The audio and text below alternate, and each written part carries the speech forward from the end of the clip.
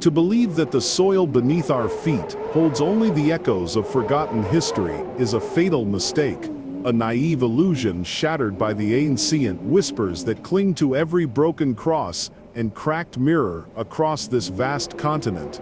I too once walked in that shallow light until a series of visions, cold as dried blood on ancient stones, revealed the true tapestry woven into the Americas. A tapestry not of simple tales, but of relentless entities, born of human anguish and primordial dread, now stirring from their shadowed slumber. Tonight we journey not through mere folklore, but into the raw, unvarnished terror that has seeped into the very bedrock of these lands, from the icy grips of the north to the smoldering heart of the south. These are not just stories, they are warnings etched in the soul of a continent, secrets that should never have been told, now rising to claim your attention, to leave you with a persistent restlessness and an attraction to the unknown that will forever haunt your waking hours. This is an invitation to witness the forbidden. From the frozen expanse of Alaska, a landscape where the sun itself seems to shrink in fear, comes the chilling tale of the Kupol. These are not creatures of myth, but spectral hunters of the deep, born from the Inuit ancestral nightmares. Half human, half sea-dwelling horrors, their skin the color of decaying seaweed, eyes like polished obsidian reflecting endless cold abysses. They lurk beneath the impenetrable ice, their long skeletal fingers tipped with claws, ever ready to snatch any soul foolish enough to stray too close to the water's edge. They are the shadows beneath the ice, a primordial dread made manifest. The Kupal are said to lure their victims with a song, a melody so sweet, so terribly captivating, that it draws children to the icy brink, as if enchanted by some siren's call. It's a whisper from beyond the veil, promising untold wonders, yet delivering only eternal cold. They carry a macabre modi, a baby carrier twisted into an instrument of abduction, designed to steal the innocent, consigning them to a watery grave from which no return is ever spoken. This ancient horror, this warning woven into the very fabric of Inuit existence, serves as a stark reminder of the Arctic's unyielding power, its capacity for death concealed beneath a deceptive, serene surface.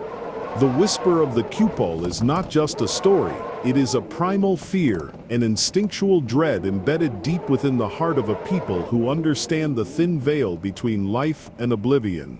Every creaking door of ice, every sudden shift in the frozen landscape carries a hint of their presence, a reminder that the world holds more terrors than we can ever comprehend. It's a chilling lesson taught from childhood: respect the depths, or become another lost echo in its vast silent expanse. These are the hidden dangers, the ancient ones who feed on innocence and disregard, pulling souls into a darkness from which there is no escape. Journeying south, to the vast primeval forests of Canada, we encounter the Wendigo, an entity of such profound hunger that it devours not only flesh, but the very essence of the soul. This is not merely a monster, it is a coarse, a ghastly manifestation of human desperation twisted into something utterly, irrevocably evil. Imagine a skeletal titan, its bones pushing through starved flesh, eyes burning with an eternal, insatiable craving, or perhaps it is a spirit, a cold, predatory consciousness that possesses the living, turning them into its ravenous vessel, a puppet of its unending desire for human blood. The genesis of the Wendigo is a horrifying metamorphosis. A human, driven to cannibalism by the harsh realities of survival, becomes irrevocably damned.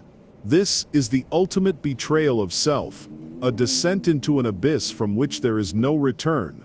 Each act of consumption, each life devoured, only fuels its growth, yet leaves it perpetually emaciated, consumed by an unholy famine. It is a reflection of our darkest potential, a stark mirror held up to the face of humanity, showing us the grotesque form we might take if we abandon all that makes us human. The Wendigo is a cold, calculated shadow, always watching. The wind through the ancient pines, the snap of a twig in the heart of the Canadian wilderness. These are not just sounds, but the whispers of its approach, a chill that seeps into your very bones. The Wendigo is a warning, a parable whispered around dying campfires, tread carefully on the precipice of survival, for there are prices too terrible to pay. What if this hunger, this consuming emptiness, isn't just physical? What if it's a spiritual blight that can infect the unwary, a true psychosis that devours the soul from within? Its presence remains, an eternal, gnawing hunger in the frozen silence. Across the border, in the vast, sprawling lands of the United States, a more personal, yet equally terrifying entity awaits. Bloody Mary. This is not some ancient primordial being, but a vengeful ghost born of human cruelty and unending sorrow. Her name is whispered in darkened rooms, a dare among the foolish, an invitation to a confrontation with a spirit steeped in pure, unadulterated rancor. To summon her is to stand before a cracked mirror, lit by the flickering, dying light of a candle, and repeat her name 3 times, spinning into the void, hoping she does not answer. But she often does. The mirror, a fragile boundary between worlds, shimmers, and there she is, a pale, blood-drenched face, eyes that hold the weight of centuries of hatred, gazing out from the shadowed depths. Those who have dared to look swear they saw her hands, raw and bleeding, nails broken, as if from a desperate, agonizing struggle to escape some unseen prison. Was it a coffin? A forgotten crypt? The sheer intensity of her rage, the palpable desire for revenge, is enough to curdle the blood in your veins, leaving an indelible mark on your soul. Her eyes are cold ashes, devoid of all warmth. The legends of her past are as varied as the shattered reflections she inhabits. Some say she is Mary Tudor, the Bloody Queen, eternally seeking the heirs she never bore. Others whisper of Mary, Queen of Scots, brutally beheaded, her spirit restless, yearning for justice. Some even conflate her with Elizabeth Bathory, the Countess of Blood, bathing in the sanguine life force of the young. Yet another, perhaps the most disturbing, speaks of a young girl buried alive by mistake, her desperate struggle against the coffin walls leaving her hands broken and bloody. Whoever she was, her pain is eternal, and she seeks companions in the darkness, a chilling offer to those who dare to invoke her. Journeying further south, into the heart of Mexico, we find a legend so pervasive, so deeply woven into the national consciousness, that it eclipses all others: La Llorona, the weeping woman. Her mournful wail, a sound that promises only sorrow and impending doom, cuts through the darkest nights, especially near rivers or lonely paths. She is an eternal soul in torment, condemned to wander, eternally searching for the children she tragically lost. Her white gown a ghostly shroud against the moonless sky. Her lament is a cold whisper that promises only despair. Many versions of her story exist, each one a chilling testament to human despair and remorse. Was she a humble mother, driven mad by abandonment, who drowned her own children in a fit of despair? Or a noble woman, betrayed by a high-born lover, exacting a terrible, vengeful act upon her innocent offspring? Some even say her origins intertwine with ancient Aztec deities, a weeping goddess foretelling catastrophe. The details blur, but one stark, undeniable truth remains: she murdered her children, repented, and then took her own life, forever cursed to wander the earthly plane, a spectral mother crying for the lost. This persistent warning, passed down through generations, still echoes in the streets and homes of Mexico. Parents caution their children against wandering out at night, especially near water, for La Llorona's eternal search is endless. Her outstretched arms, once a comfort, now seek only to drag the living into her sorrowful abyss, to replace what was lost. The fear she instills is not just a tale, it's a palpable chill, a subconscious dread that reminds us of the profound, irrevocable consequences of desperate acts. Do you feel this dark message was meant for you? Our descent continues into Guatemala, where the moonlit nights occasionally reveal the haunting figure of El Sombrerón. He is a small, enigmatic man, cloaked in black, his face obscured by an impossibly vast sombrero. His boots echo with a rhythmic, unsettling thud, and always, always, he carries a gleaming machete and a guitar, its strings tuned to the frequencies of enslavement. He is a shadow that dances on the periphery of vision, a musical curse in human form, seeking specific victims among the young and beautiful. Il Sombrerone is drawn to women with large, luminous eyes and long, flowing hair. Once captivated, he begins his subtle, insidious enchantment, serenading them beneath their windows with a voice so sweet, so seductive, that it renders them helpless. His 4 mules, tethered outside their homes, mark his claim. The girl, now ensnared, finds herself unable to eat or sleep, her waking hours consumed by a strange, irresistible longing for his ghostly presence. Her hair in the morning will be found intricately braided, a dark, tangible symbol of his obsessive grip, a cruel love offering. The fate of those under El Somberone's spell is a slow, agonizing demise, a wasting away into nothingness, yet there is a glimmer of hope, a desperate, final act of defiance to cut one's hair. Short hair, it is said, repels him, breaking his hold. But should she succumb, he appears at her funeral, a silent, weeping figure, shedding tears of crystal upon her coffin before vanishing into the gloom, leaving only the echo of his footsteps and the lingering scent of despair. Perhaps he too is a victim, cursed to this endless cycle of dark desire, a broken cross of love and obsession. Further south, the dense, humid jungles of Belize conceal a powerful ancient spirit, Tat Duende. He is the guardian of the wild, a gnarled, furry sprite, barely a meter tall, with twisted backward-facing feet that leave confusing tracks. His ever-present sombrero, sometimes a machete, a guitar, or a gnarled stick, adds to his mystique. Tat Duende is not merely a protector, he is a judge, dispensing swift, unyielding punishment to those who disrespect the sacred boundaries of the forest, a primeval force woven into the very fabric of nature. Tat Duende has a particular fascination with children, luring them deep into the verdant labyrinth of the jungle. Their only escape, if they are quick enough, is to hide their thumbs, for he is said to bite them. He also delights in braiding the manes of horses and the hair of young girls, creating impossible knots, a mischievous yet unsettling display of his power. The telltale sign of his proximity is a distinct, eerie whistle, sometimes accompanied by the faint glow of a cigar or the strumming of a forgotten melody, a whisper of his presence. To cross his path, particularly during the solemn days of Lent or Good Friday, is to invite grave danger, for his power then is at its zenith. The Maya, who know him as Nukuch Tat, offer prayers and sacrifices to appease him, seeking safe passage through his domain. The legend of Tat Duende is a chilling reminder of the raw, untamed essence of the jungle, a palpable force that demands respect, a warning against human arrogance. Every soul that joins feeds the voice that whispers from the darkness. In El Salvador, the nocturnal silence is often shattered by the chilling approach of La Carreta Bruja, the witch's cart, or the screeching cart. This is no ordinary vehicle, it is an omen of impending doom, a macabre procession on wheels. Its infernal screech of wooden wheels, the ominous drag of chains and bones, the palpable weight of its unseen gruesome cargo, all conspire to freeze the blood in the veins of those who hear it.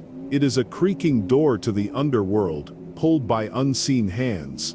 Those who dared to look, those unfortunate souls whose curiosity outweighed their terror, spoke of a cart devoid of oxen, laden with decapitated bodies, driven by headless drovers or a ghastly beheaded corpse. Strange, wailing creatures accompany it, their screams echoing the names of hypocrites and liars, an auditory torment for the morally corrupt. One tragic tale speaks of Siren, a woman whose fatal curiosity led her to witness the cart's horrific tableau, causing her to drop dead on the spot, a grim warning against witnessing the forbidden. The origin of this spectral cart dates back to colonial times, to a man named Terencio Paris, who misused ancient indigenous healing secrets for personal gain, abandoning his people to a plague. His betrayed mentor, the spirit of Frey Antolin, condemned him to an eternal penance to construct a cart from the bones of those he left to die, forever hauling their corpses, searching for a resting place that will never be found. Thus, La Carreta Bruja endlessly traverses the towns at midnight, its mournful wails a grim prophecy for those living a life of deceit and selfishness. Moving to Honduras, deep within the humid confines of the Mosquito jungle, we uncover the legend of a terrifying cyclops. This colossal one-eyed being, a semi-human brute of immense strength and violent temperament, stalks the Emerald Shadows, a primeval terror that keeps the local inhabitants in a perpetual state of unease. Its single eye, an unblinking gaze of malevolence, watches from the tangled foliage, an ancient predator whose presence is felt long before it is seen. Its monstrous form is a shadow that brings only dread. A particularly disturbing account tells of Julian Velasquez, an indigenous man who, with a shaman, ventured to the northern coast. There, they stumbled upon a tribe of cannibalistic one-eyed giants. Julian and 3 others were captured, destined to be fattened and devoured by these grotesque, brutal creatures who severed heads with crude, sharp blades. It was a vision of primal horror, a descent into a nightmare where humanity was merely prey, a chilling whisper of a forgotten blood-soaked past that should have remained buried. Miraculously, Julian somehow managed to escape their clutches, fleeing through the unforgiving jungle. But after that harrowing encounter, neither he nor the terrifying tribe of cannibalistic cyclops were ever seen or heard from again. Their story became a cautionary tale, a dark echo in the rustling leaves, a reminder that the wild places still hold unknown horrors, primordial beings that defy explanation and feast upon the unwary. The jungle, a vast green maw, holds many such secrets, secrets that could devour you whole.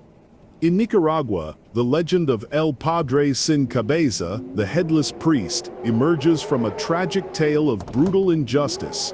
It tells of Fray Antonio de Valdiviso, the first bishop of Nicaragua, a staunch defender of indigenous rights, who was savagely assassinated in 1550.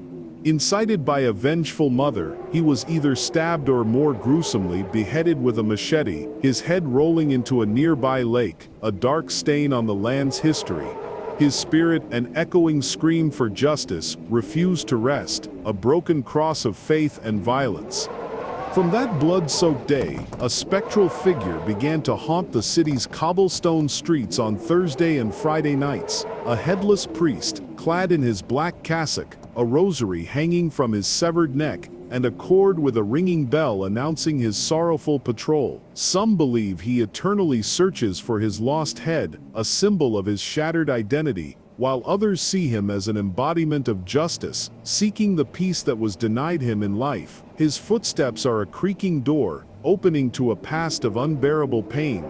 The bishop's murder, an act of sacrilege, cast a shadow of curses over the city. Plagues, natural disasters, and difficult births plagued the populace, as if the land itself mourned his loss. For the indigenous people, his spirit became a symbol of a lost leader, a people without guidance, his memory a lament, and a perpetual warning.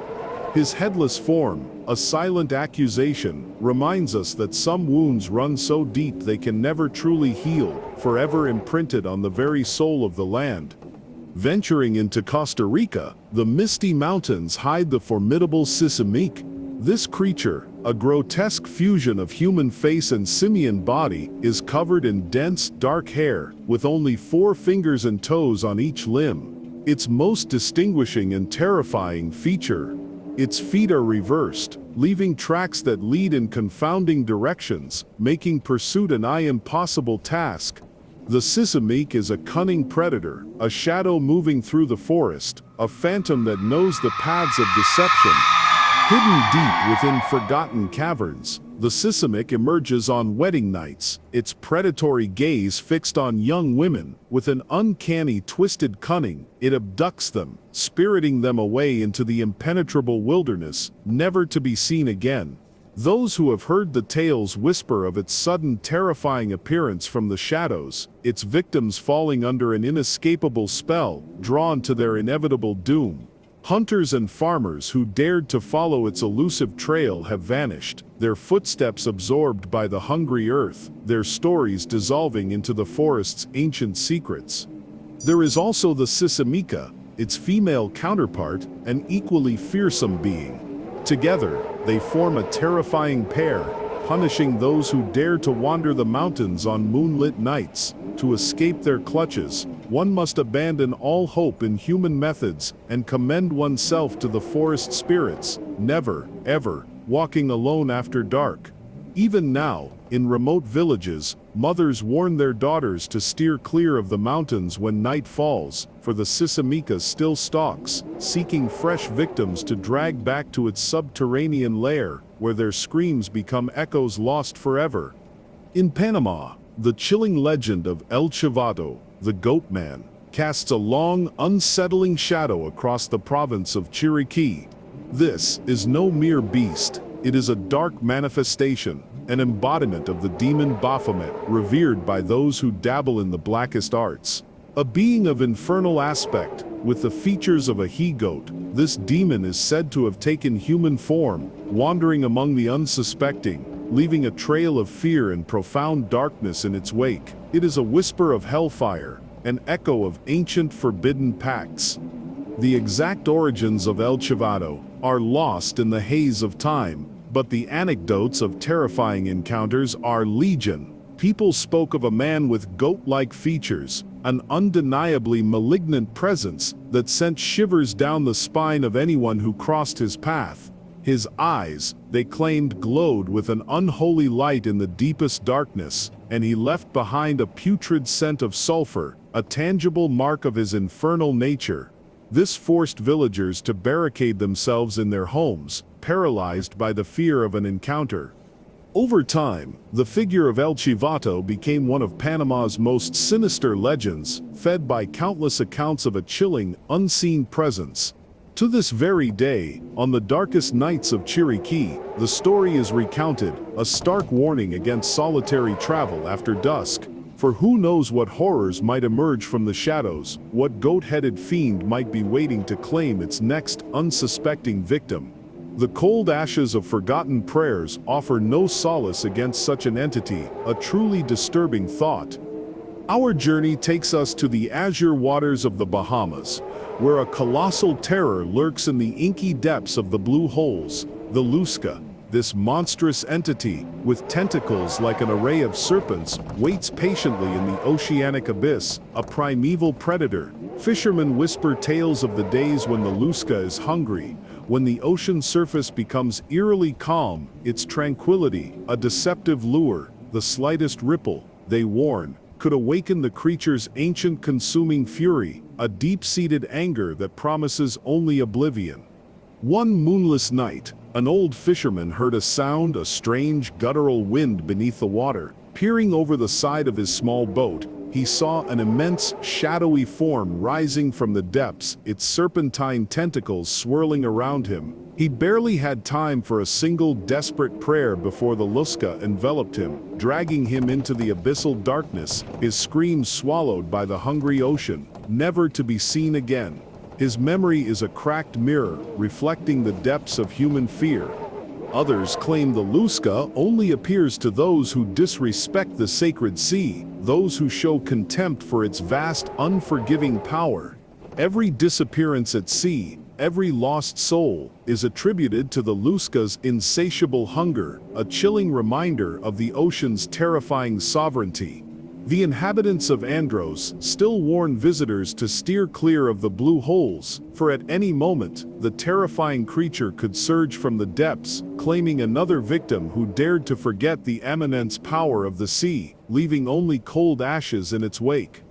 Cuba holds the enigmatic legend of La Madre de Aguas, the Mother of Waters. This is a mythical creature said to inhabit the deepest parts of rivers and lagoons, a primordial guardian ensuring these vital arteries of life never run dry.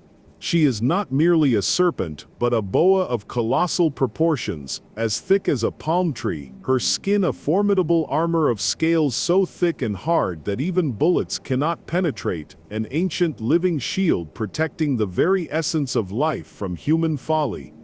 Her appearance is singular, truly unique. Two strange protuberances adorn her head, reminiscent of ancient horns, and her scales are arranged in reverse, an unnatural pattern that sets her apart from all other serpents. She is believed to live for centuries, an immortal sentinel of the freshwater. To harm her, to attempt to capture or kill one of these ancient guardians, is to invite an inevitable gruesome death. Her hunger is legendary, capable of devouring an entire calf, making her as feared as she is revered, a force of nature personified. The rural folk still warn against disturbing a lagoon where La Madre de Aguas resides, for these creatures are the sacred guardians of nature, their presence assuring the life and freshness of the waters they inhabit. This legend, an enduring testament to the mysterious forces of the natural world, is a chilling reminder of the profound respect due to the unknown. It whispers of an ancient covenant between creature and land, a balance maintained by fear and reverence, a deep secret held in the murmuring waters. In Jamaica, the grand yet sinister Rose Hall Mansion in Monago Bay is a place steeped in an aura of terror, earning its reputation as the most haunted site on the island. This imposing Georgian estate, built in the 18th century, once thrived as a colonial plantation, but its dark heart beats with the legend of Annie Palmer, the infamous White Witch, a tale of ambition, black magic, and unspeakable cruelty that has left an indelible mark upon the very stones of the manor, a testament to a broken cross of power and evil. Annie, an Anglo-Irish woman raised in Haiti and steeped in the dark arts of voodoo by a priestess, married John Rose in 1820. The whispers claim she used her formidable magical knowledge to seize control of the mansion. She poisoned her first husband, then stabbed the second, and finally strangled the third. Not content with these atrocities, she is said to have murdered several of her enslaved lovers, enforcing a reign of terror across the plantation until the enslaved finally rebelled, putting an end to her wicked life in 1846. Her spirit, however, refuses to rest. Since her violent demise, Annie's restless spirit is said to roam the mansion's shadowy corridors, a cold, malevolent presence. Guides of the estate attest to her phantom form, especially during the spine-chilling night tours. Tourists flock, drawn by a morbid curiosity, hoping to glimpse or feel the presence of the infamous White Witch, a spectral echo of her dark reign. Her story is a chilling reminder that some evils are so profound, so deeply etched into a place, that they linger long after the flesh has turned to cold ashes, a persistent restlessness for all who enter. Haiti, a land shrouded in spiritual mystery, breathes life into the ancient and terrifying myth of the zombie. This is not the shambling horror of modern cinema, but a deeper, more insidious terror, born from the dark magic of the Vodou tradition. Bokers, powerful sorcerers well versed in black magic, are said to possess the horrifying ability to transform a living person into a zombie through obscure, nefarious rituals. It is a process that involves dark potions and sinister spells, supposedly stripping the victim of their very soul, leaving behind a hollow shell, an empty vessel.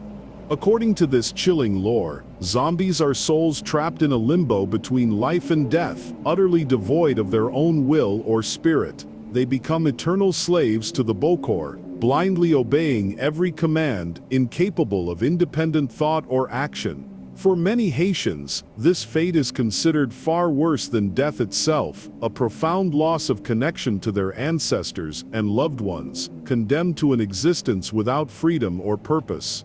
It is a form of spiritual annihilation, a complete loss of self, leaving only dried blood and cold ashes. Stories of zombies have permeated generations in Haiti, passed down in hushed, fearful tones. Some villagers claim to have witnessed the return of deceased acquaintances, walking aimlessly, silently obeying the commands of an unseen Bokor. It is a truly chilling prospect, a complete usurpation of self, a fate that leaves one with a persistent restlessness. Every soul that joins feeds the voice that whispers from the darkness. Do you feel this dark message was meant for you? In the Dominican Republic, the folklore speaks of El Bacá, a truly demonic entity conjured through the darkest sorcery in the region of San Juan de la Maguana. This creature is said to bestow material wealth and unwavering protection upon its owner, but at a terrible cost: a pact sealed in blood, a forfeiture of a soul. While often appearing as a cow, El Bacá can also manifest as other large domestic animals: oxen, roosters, cats, or dogs, always with glowing reddish eyes, and sometimes even with wings, a truly grotesque and unnatural sight. Some whispers from the shadows describe El Bacá as a monstrous amalgam of various animal parts, a nightmarish chimera. To secure its services, the pact-maker must offer a soul, a sacrifice of unimaginable horror. Some legends demand the life of a firstborn child, others a different offspring, or even the summoner's own soul. But the most horrifying versions insist that El Bacá demands a life daily, snatching the souls of those who trespass its territory after midnight. If it fails to feed before dawn, it will claim a soul from within the property, an employee, a child, or ultimately its own master. The legend continues, asserting that El Bacá can be inherited. Upon the owner's death, it passes to the eldest child or nearest relative. If no heirs exist, it attaches itself to the property's next owner through inheritance or purchase. This demonic beast, however, is bound by certain rules. It cannot emerge while the sun is in the sky, nor can it leave its assigned territory unless exorcised by a priest. Many Dominicans attribute mysterious accidents, untimely deaths, and strange phenomena in rural areas to El Bacá's malevolent influence, a constant reminder of forbidden pacts. Now, for a creature whose infamy has transcended borders, let us turn to Puerto Rico, the true birthplace of El Chupacabras. In the mid-1990s, a terrifying legend emerged from the island, gripping the imagination of its inhabitants. It all began in 1995, when rural farmers discovered their livestock dead in a horrifying manner: goats, sheep, and other farm animals drained entirely of blood, bearing strange puncture marks on their necks, as if some mysterious creature had sucked the very life from their veins through those precise orifices. A whisper of death, a shadow in the night. The people spoke of a sinister entity attacking under the cloak of darkness, a blood-sucking fiend.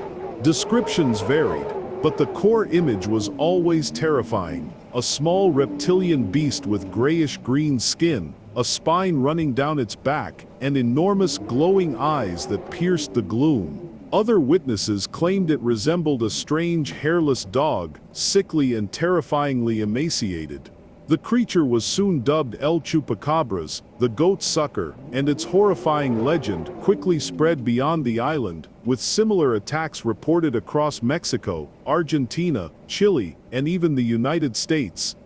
In the rural villages, fear became a palpable presence. People locked themselves indoors early, warning their children not to venture out after dark. No one wished to come face to face with this monster that had sown terror across the land. Scientists attempted to explain the phenomenon, positing that the attacks were the work of wild dogs or coyotes suffering from mange, their diseased appearance making them seem monstrous. Yet for many in Puerto Rico, the legend of El Chupacabras remains terrifyingly alive, its memory enduring in popular culture, a persistent restlessness, a question mark in the shadows. Our journey through the hidden corners of the Americas brings us to Antigua and Barbuda, where the Mapu, an owl of ancient wisdom, carries messages from beyond the veil. For the uninitiated, its appearance might seem an ominous omen, a harbinger of ill tidings. But for the people of Barbuda, this creature is not a messenger of terror, but a compassionate herald, a somber warning that allows them to prepare for the inevitable departure of a loved one. It is a whisper of the unavoidable, a glimpse through the creaking door of eternity.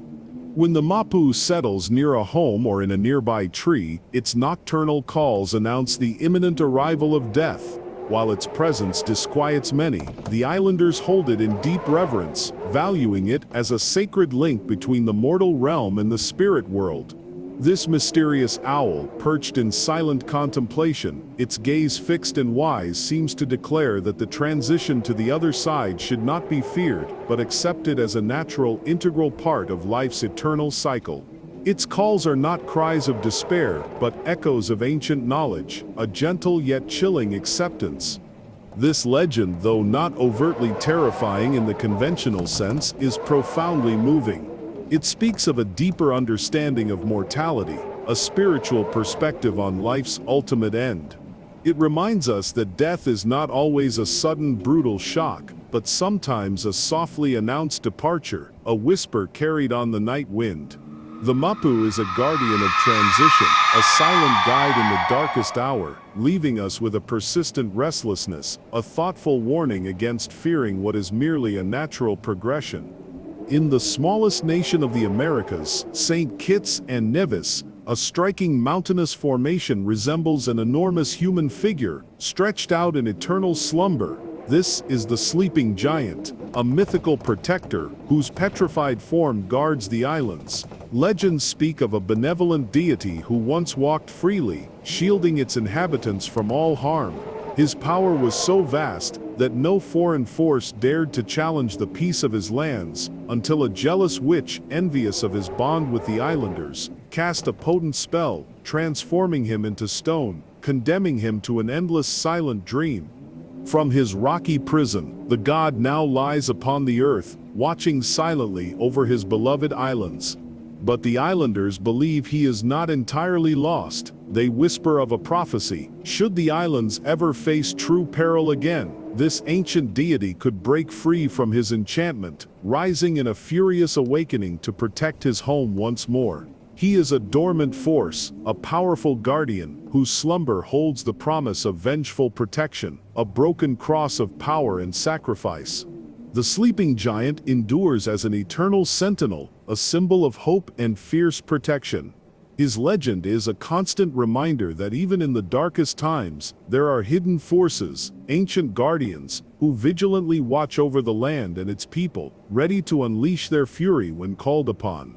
His slumber is a waiting, a persistent restlessness that permeates the very air of the islands, an unspoken promise of retribution should their peace ever be truly threatened.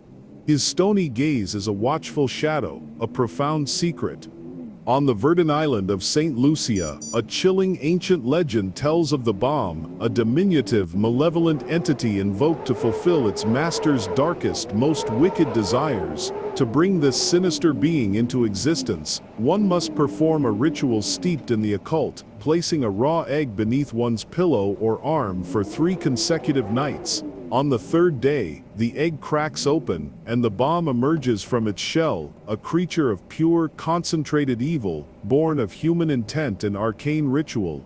But the invocation comes with a perilous condition. As soon as the bomb appears, the summoner must immediately utter the words, "I am your master." Only then will the entity be forced to obey every command. Should the bomb speak first, however, the tables are turned. It will claim dominion over its summoner, transforming them into its eternal slave, a puppet dancing to its wicked tune. This is a pact fraught with danger, a gamble with one's very soul, a true whisper from beyond.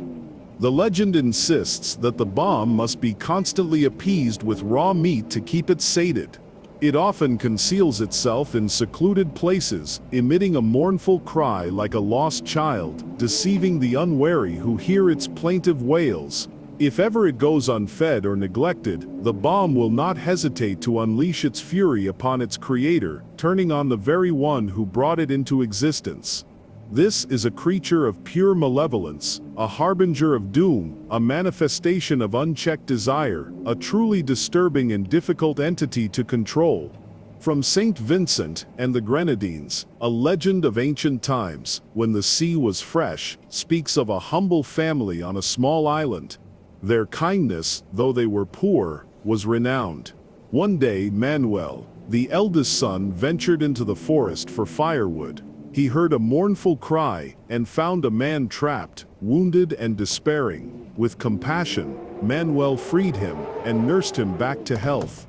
In gratitude, the man bestowed upon Manuel a magical machine capable of creating anything: food, clothing, drink. Its only limit was imagination, but with a dire warning: to remember the secret words to stop it, the only means of control. Manuel, overjoyed, returned home, and from that moment, his family never knew hunger again. The machine provided all they desired, and their fortunes soared. However, rumors of this miraculous device reached a greedy merchant. Attracted by the promise of immense wealth, he visited the family, claiming he sold salt, and together, they could become impossibly rich. Despite initial doubts, the family agreed, but the merchant harbored darker intentions. One night, while the family slept, he stole the machine, loaded it onto his ship, and fled St. Vincent. Out at sea, he commanded the machine to produce salt, but he soon realized his catastrophic error. He did not know the secret words to stop it. The machine relentlessly churned out salt, filling the ship, making it heavier and heavier until it finally succumbed, sinking into the depths of the Caribbean, taking the ambitious merchant with it. From that day, the machine lies at the bottom of the ocean, forever producing salt without pause, forever transforming the once fresh sea into the brine we know today. A fascinating yet chilling origin for a mundane reality. Barbados, like many Caribbean islands, boasts a rich tapestry of legends, a unique blend of indigenous beliefs, European colonization, and African spiritual practices, forcibly brought during slavery. This confluence forged a distinctive folklore, brimming with tales of supernatural beings and hidden mysteries. Among these, we find the Yumbi, a term encompassing various types of spiritual, often malevolent, entities that dwell in the shadows, a whisper from beyond. While commonly associated with the spirits or ghosts of the dead, in Barbados and neighboring islands, Yumbi can manifest in many forms, representing diverse supernatural dangers. They are spectral, sinister figures, harbingers of misfortune and ill omens. It is said these spirits appear on roads and in homes, serving as dire warnings of impending death or tragedy. To glimpse a Yumbi is an unequivocal sign that something profoundly terrible is about to befall you or someone you deeply love, a cold shadow falling upon your fate, a disturbing and thoughtful warning. The Yumbi embody the pervasive fear of the unknown, the lingering presence of spirits unseen, and the ominous portents that can manifest in the fabric of daily life. Their appearance is a broken cross, a shattered promise of peace. Their whispers are carried on the wind, stirring a persistent restlessness in the hearts of those who believe. This ancient dread reminds us that even in the sun-drenched beauty of the Caribbean, dark forces lurk, always watching, always waiting to deliver their chilling message. On the island of Grenada, the legend of La Diablesse, the Devil Woman, is whispered in fearful tones. This figure, both seductive and terrifying, is a central part of Caribbean folklore. The tale speaks of an enslaved African woman, driven to desperation by the brutal realities of her life, who made a pact with a dark entity. She traded her soul for eternal beauty, but was transformed into a semi-demonic being, condemned to roam the pathways, luring men to their perdition, a shadow of despair. La Diablesse is a master of deception. At first glance, she appears as an elegant woman, shrouded in a long flowing dress, her face concealed beneath an enormous wide-brimmed hat. She seems human, but one of her legs ends in a cow's hoof. To hide this monstrous deformity, she walks with one foot on the path, and the cloven hoof hidden in the tall grass at the side, leaving behind a strange, unsettling scent, a mix of intoxicating perfume and the stench of putrefaction, a foul whisper. With her enchanting appearance, La Diablesse ensnares unsuspecting men, casting a spell that draws them deep into the forest. At an unexpected moment, she vanishes, leaving her confused and terrified victims alone and lost. Once disoriented by fear, the men stumble blindly through the woods until they plunge into a ravine, drown in a river, or are devoured by wild dogs. To break her spell, it is said one must turn one's clothes inside out, light a blessed candle, and walk backward towards home, away from the last place she was seen. Few, in their panic, remember these steps. In Trinidad and Tobago, a chilling legend tells of the Sukuyant. By day she appears as a lonely, elderly woman, but as night falls, she performs a gruesome ritual, shedding her wrinkled skin and storing it in a wooden mortar. Free from her mortal coil, she transforms into a ball of fire, a searing orb that streaks across the darkness in search of victims, a vampiric witch seeking sustenance. She is a crack in the night, a burning whisper of pure malevolence. Once transformed into a fiery sphere, the Sukoyant slips into homes through keyholes or cracks in the walls to drink the blood of those who sleep. If she drains too much, the victim dies, and their spirit too becomes a Sukoyant, condemned to repeat this endless, terrifying cycle. To destroy her, one must sprinkle coarse salt into the mortar containing her skin. When she attempts to don it again, the skin will burn, and the creature will perish. Another method of deterrence is to scatter grains of rice outside the door. The Sukoyant is compelled to stop and count each grain, often being caught by the rising sun, which destroys her. This legend, persisting across several Caribbean islands, portrays the Sukuyant as a type of Yumbi, symbolizing the profound fear of witchcraft and the supernatural entities that lurk in the shadows. It is a persistent restlessness, a dark omen, a reminder that evil can wear many faces and demand an unspeakable price. Her fiery flight is a terrifying echo in the darkness, a warning to all who dare to sleep soundly. Deep within the vast llanos of Colombia and Venezuela, the terrifying legend of La Candelacia unfolds. This is a ball of fire, a searing, spinning orb that roams the darkest nights, violently igniting and extinguishing itself with a haunting hum. This floating specter pursues travelers, and the only way to deter it, strangely, is to curse it, not to pray. For it is said that this malevolent fire is drawn to prayers, thriving on their fervent energy, a twisted reflection of divine light. One version of this chilling tale tells of Candelaria, a woman consumed by resentment for her philandering husband Don Esteban. In a fit of uncontrollable rage, when he refused to take her to a party, Candelaria seized an axe and, before her two young children, brutally murdered her husband.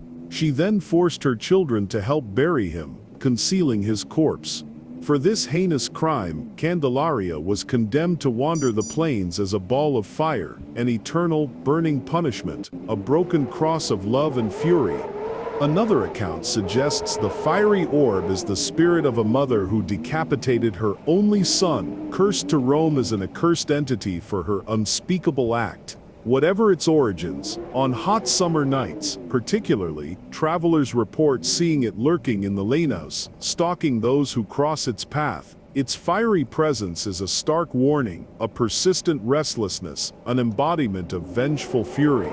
It is a secret that should never have been told, a disturbing and thoughtful warning to all. Venezuela's most terrifying legend is undoubtedly El Silbón, the Whistler. He is the tormented soul of a young man who brutally murdered his own father. Raised with excessive indulgence, the boy grew into a spoiled and capricious brute. One day, enraged because his father failed to hunt a deer, he demanded the youth attacked him in a fit of uncontrollable fury, shooting him, and then, in a macabre act, extracting his entrails to present to his mother. This was a violation, a primal scream of familial betrayal. Upon discovering the gruesome act, the boy's grandfather inflicted a cruel punishment. He whipped him mercilessly, washed his wounds with burning hot water, then cursed him. The young man was condemned to wander eternally, carrying his father's bones in a sack on his back, relentlessly pursued by rabid dogs. Since then, El Silbón, a tall, gaunt specter, dressed in tattered clothes and a wide hat, roams the llanos, his presence heralded by his spine-chilling whistle, a cold whisper in the night. Curiously, if his whistle sounds near, it means El Silbón is far. But if it sounds distant, it signifies he is dangerously close. He preys on drunkards and philanderers. Those who encounter him do not live to tell the tale. He is said to kill these men, drinking their alcoholic blood directly from their navels. He also sits outside homes, counting the bones in his sack. If someone inside hears him, they are safe. But if not, it portends a death in the family by dawn. To repel him, one must carry a whip, chili peppers, or a dog.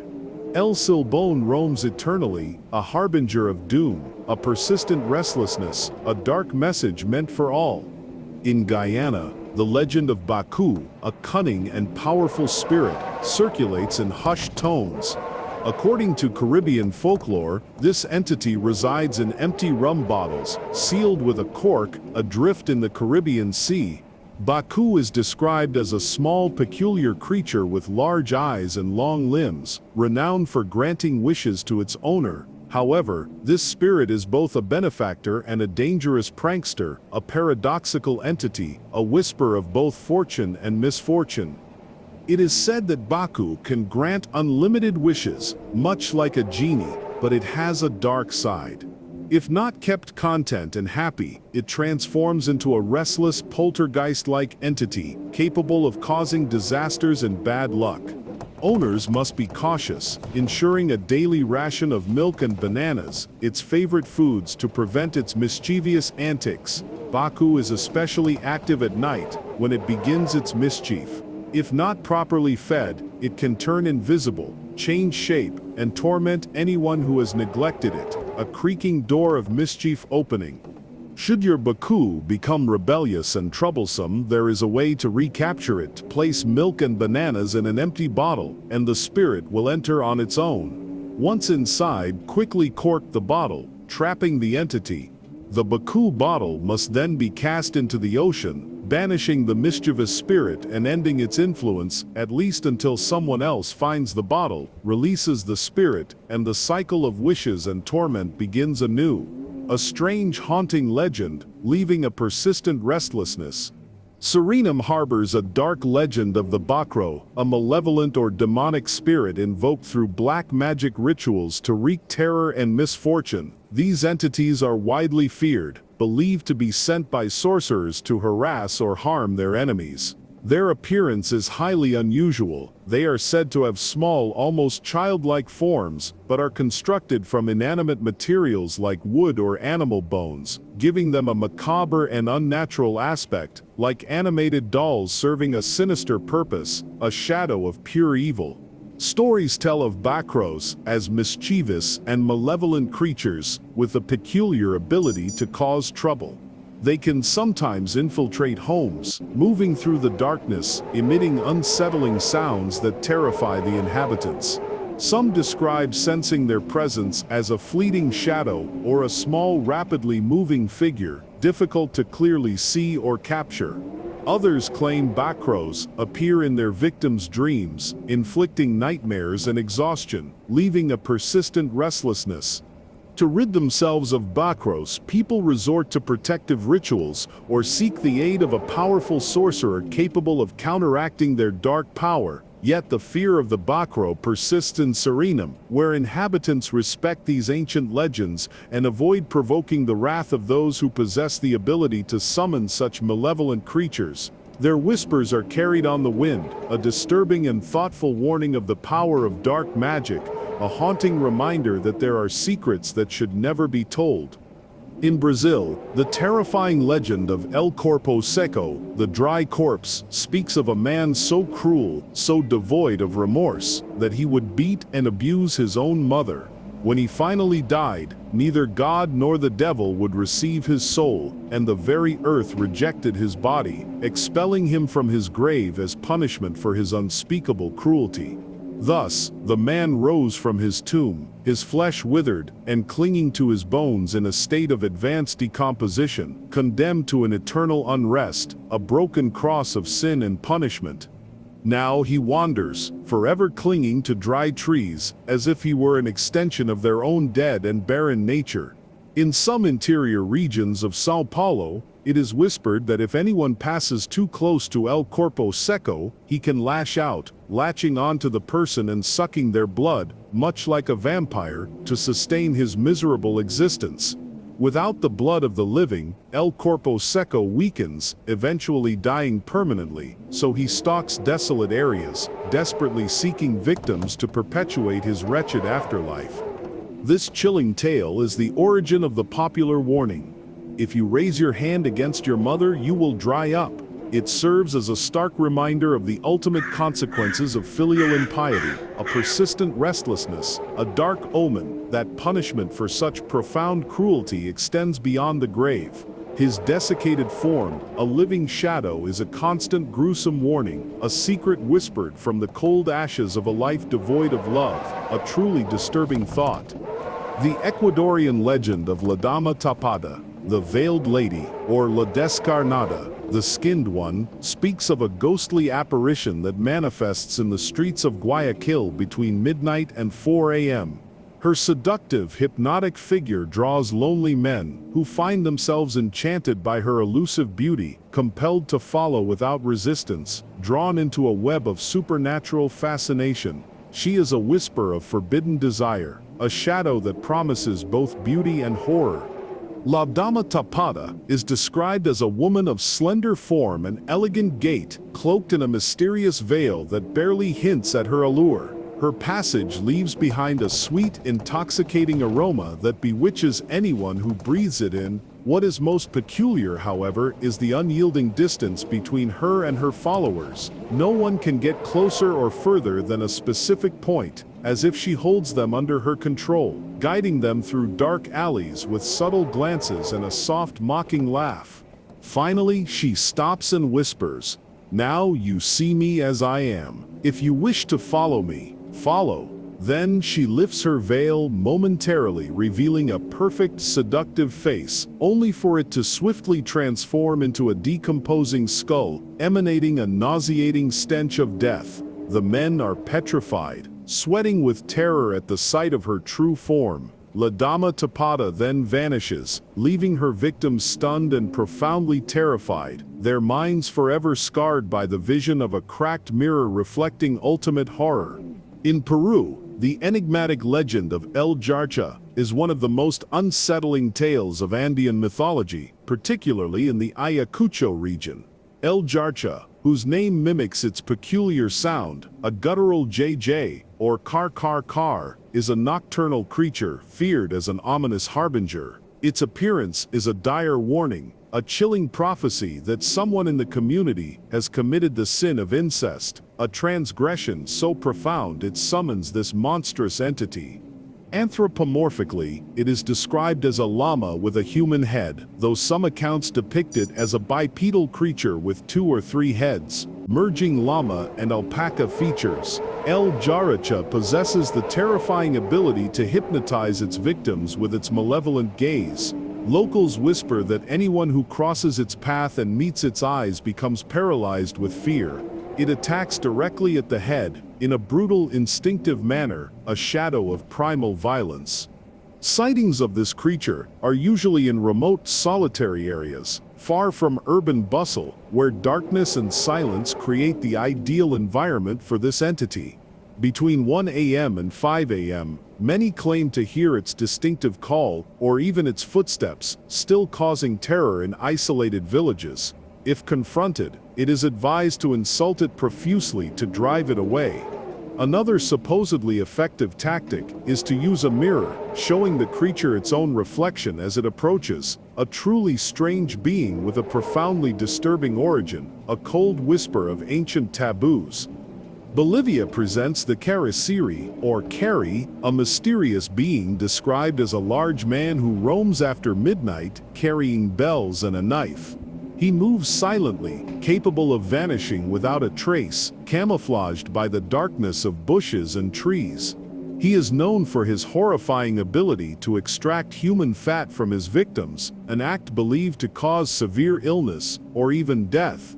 He is a shadow of illness, a harbinger of a wasting disease, a disturbing and thoughtful warning. One of the most chilling stories tells of Eufronio, a farmer who, after a night of drinking, encountered the Karasiri in the darkness. He heard the faint jingle of bells announcing the creature's presence. Paralyzed by fear, Euphronio could not move as the Karasiri, using a knife and a hollow wire, extracted fat from his abdomen, leaving no blood. The next day, Euphronio awoke in pain, and his health steadily deteriorated, until days later, he died in agony. His demise was a cold echo, a broken cross of his former life. In some regions of Bolivia, the legend of the Karasiri continues to instill terror in those who must traverse lonely paths at night. A creature with a bizarre and deadly predilection for human fat, it represents a primal fear of unseen predators that drain life itself. His silent approach, his eerie bells, are a persistent restlessness, a dark message that some dangers are invisible, yet profoundly real, leaving behind only cold ashes and forgotten screams. Paraguay reveals one of its most terrifying legends, La Malevolent, the evil vision. Her aspect and danger are simply chilling, a grotesque fusion of woman and nature, born of fury and remorse. La Malevolent is described as a woman with tree-like features, her extended branches reaching out, and tormented souls trapped within her chest. Her sharp, prolonged scream, echoing in the night, terrifies those who dare to answer.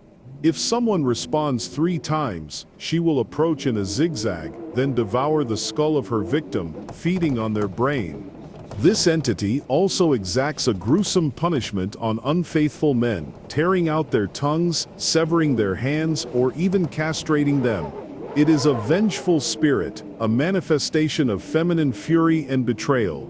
Legend says that in life, La Malevolent was a beautiful woman, driven mad by jealousy, who murdered her own husband believing he was cheating on her. In a fit of rage, she threw his body into a cavern and covered it with embers until it was consumed. But a week later, the man's spirit returned amidst lightning and sparks, terrorizing his killer until she died of fright. Since then, her tormented soul wanders the mountains and ravines, unleashing a pitiful scream on stormy nights. This is why La Malevolent remains one of Paraguay's most feared legends, especially in rural areas. Her screams are a persistent restlessness, a terrifying warning of the consequences of jealousy and betrayal, a secret that should never have been told, echoing through the shadows. In Chile, the tuetue, also known as chonchon, is whispered to be the manifestation of a calcu, a Mapuche sorcerer, who practices dark magic.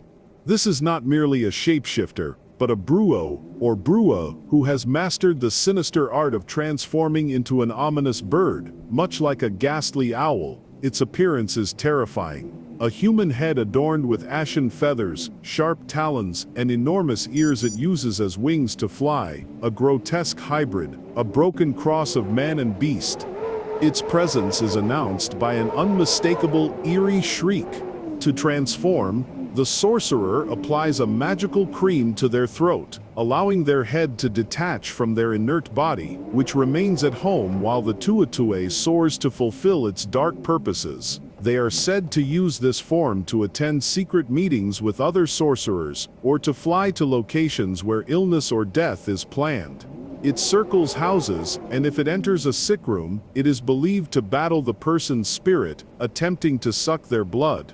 If this happens, the sick person could soon die if immediate action is not taken. For campesinos, hearing the tutue's scream is a dire warning, signaling that the feared creature has emerged to announce an impending death. Its chilling cry is a persistent restlessness, a dark omen of what lurks beyond the veil of the visible world. It is a whisper from beyond, a truly disturbing thought, a testament to the ancient dark magic that still clings to the shadows of the earth, waiting to claim its next victim, leaving only cold ashes in its wake. Argentina presents El Familiar, a legend as chilling as it is intriguing, particularly associated with sugar mills. These beings, often taking various forms, a giant serpent, a wild boar, or even a man in black riding a horse, are most famously known as an enormous black dog with glowing red eyes and razor-sharp fangs, a terrifying shadow of pure malevolence.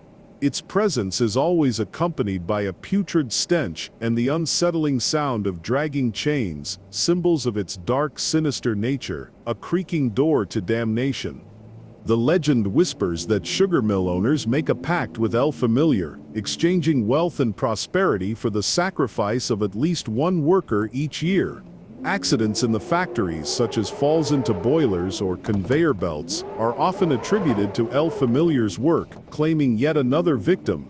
At night, El Familiar patrols the workers' barracks or is intentionally released by the patron to feed, roaming the sugarcane fields in a straight line, overcoming any obstacle, seeking victims among the disobedient or rebellious laborers.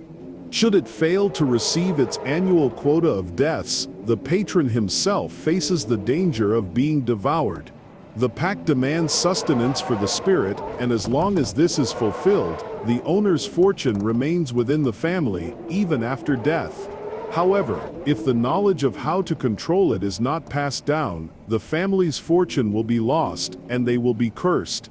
Only those who have survived an encounter with El Familiar know its true appearance, though it's said to be immune to common weapons. Yet, a cross formed by the hilt of a dagger can repel it, offering the only escape from its insatiable hunger, a truly disturbing thought. In Uruguay, a chilling superstition dictates that if a family has 7 consecutive male children, the 7th is cursed to become a lobizón upon reaching 15 years of age. This transformation, a gruesome metamorphosis, turns the young man into an enormous sinister black dog, tailless, with sharp teeth and pupils as red as dried blood. Its presence is marked by an unbearable stench, and its horrifying transformation occurs only on Tuesday and Friday nights, under the cloak of deepest darkness. During these cursed nights, it slinks towards cemeteries, rolling among corpses and feeding upon their decaying flesh. Afterward, with eyes glowing menacingly, it seeks out people to transform into other lobizones, simply by kissing them on the forehead or passing between their legs. Its appearance terrifies all who behold it. Even dogs, though they pursue it, dare not approach, paralyzed by the primal fear it inspires. At dawn, the lobizone reverts to human form, exhausted, filthy, and bearing a look of profound tragic sadness, a broken cross of humanity and beast. This legend is also well known in Argentina and Paraguay, where a tradition was adopted to mitigate this ancient fear. The country's president becomes the godfather of the 7th male child in any family. This custom aims to protect the children, as in times past, superstitious families would even sacrifice their sons for fear they would become one of these accursed creatures. The lobizón, or luisón as it is also known, is one of the strangest and most unsettling legendary beings, a whisper of a curse that should never have been told. And so, we have journeyed to the very end of this unsettling voyage across the Americas. I trust you found these legends not merely entertaining but deeply disturbing, revealing a tapestry of terror woven into the heart of a continent. Perhaps some of these chilling tales have now settled into your own psyche, leaving a persistent restlessness, an attraction to the unknown that you cannot deny. Do you feel this dark message was meant for you? Let the echoes of these stories linger. If this descent into the shadowed realms has stirred something within you, if the whispers from beyond have found a resonance in your soul, then let your presence be known. Every soul that joins feeds the voice that whispers from the darkness. A simple gesture, a connection forged in the shared embrace of the unknown, can sustain this journey. I am merely the messenger, the witness to the forbidden. Thank you for venturing into these depths with me. Until our next dark communion, remember, some secrets are better left undisturbed, but some must be told even if they haunt you forever. Stay vigilant in the shadows.